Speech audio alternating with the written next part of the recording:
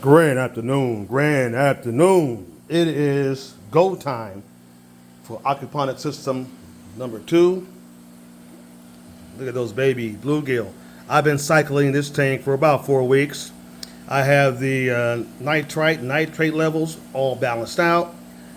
The biofilter, the beneficial bacteria are built up in the biofilter down here. The big filter right there. Where all the good bacteria live. They eat the fish ammonia, convert it into nitrite, and then nitrate for the plants to take up. So, check that. My numbers are good. I tested everything. After about 4.5 weeks, it's ready now. So, I'm going to go ahead and these are what you call constant drain beds, meaning that the water comes to a certain level and it constantly drains at all times. Then I have a overflow valve in there in case this gets clogged. The water goes to the overflow valve and back down into the sump. This is called a sump. This is a fish tank. So what I'm going to do now is I'm going to attach my pump to it. I have a pump attached to that one already, as you can see. Attach a pump to this, get this going, and I have some plant plugs, different plants, peppers and all that, leafy greens, that I'm going to start growing in this system, number 2. So let me feed my fish real quick, feed the babies here. This is my second system. That's the first one over there that's growing a lot of food already. We're going to hit the auto feeder. And all this is powered by solar power. This is why I'm building those DIY generators, folks. So all my power comes from my DIY sun harvesters. That's why I'm making so many of them, to power all these systems and so forth. These systems are actually very inexpensive to build. They're not expensive. Don't listen to the hype. There's a lot of people who are not educated on aquaponics, and that's okay. You know, we all have to learn. So I wasn't either until I started doing this some years ago. And I'm also into traditional gardening too. I've been doing traditional gardening for about 20 years. And I have a lot of stuff I haven't even showed yet. I've got my dragon fruits. I have over 15 different varieties of dragon fruit. I also do bonsai. I do a lot of stuff. I'm expanding. But I have some rural property that I want to be doing something on that rural property the next few years.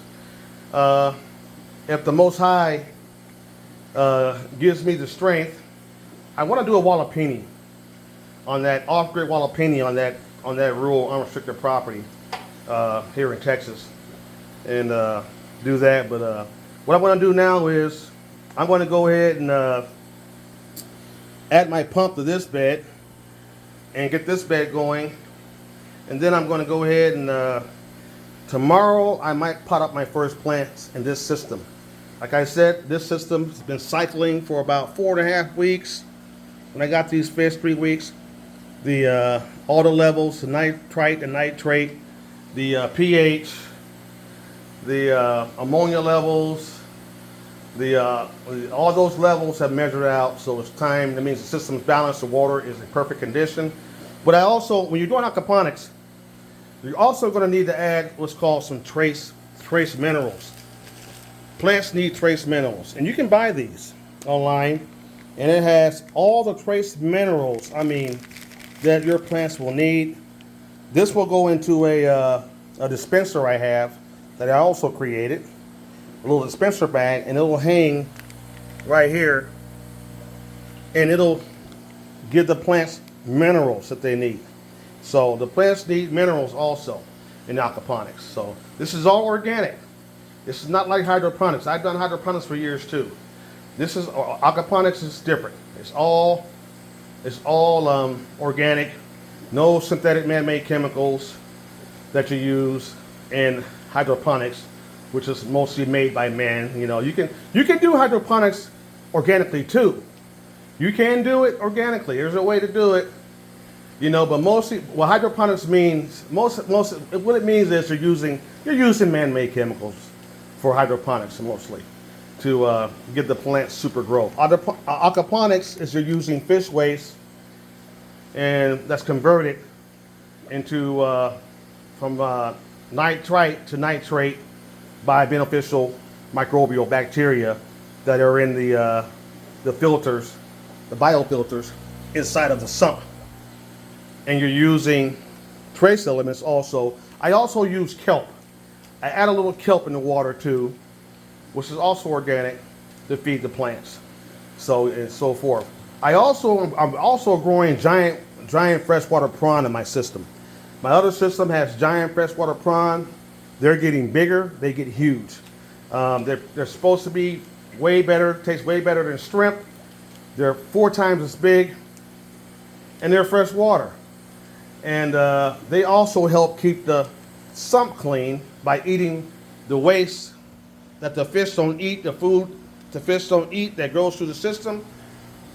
The giant freshwater prawn, they eat that.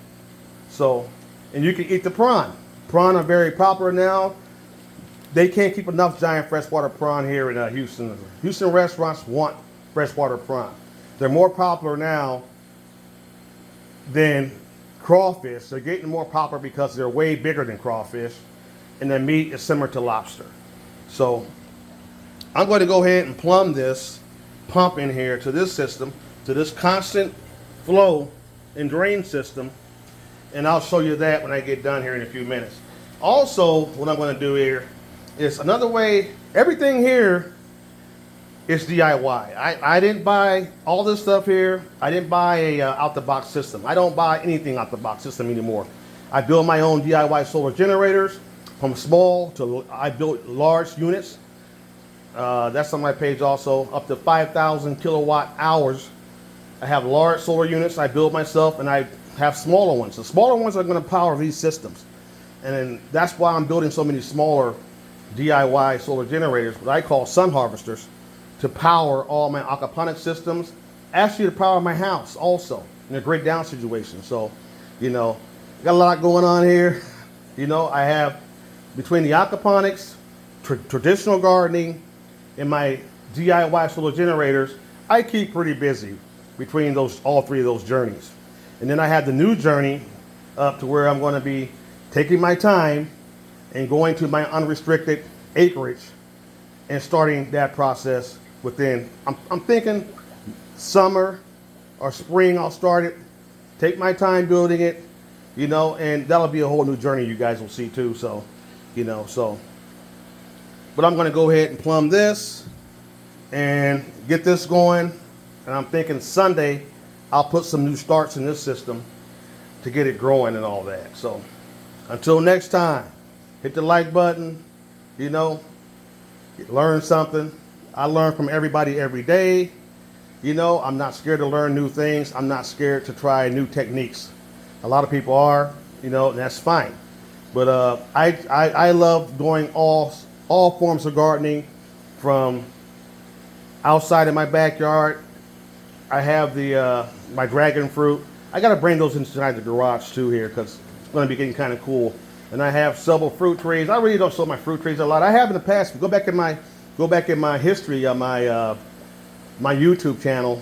You'll see a lot of my fruit trees. A lot of them I've given away because I've gotten away. I'm focusing on other things.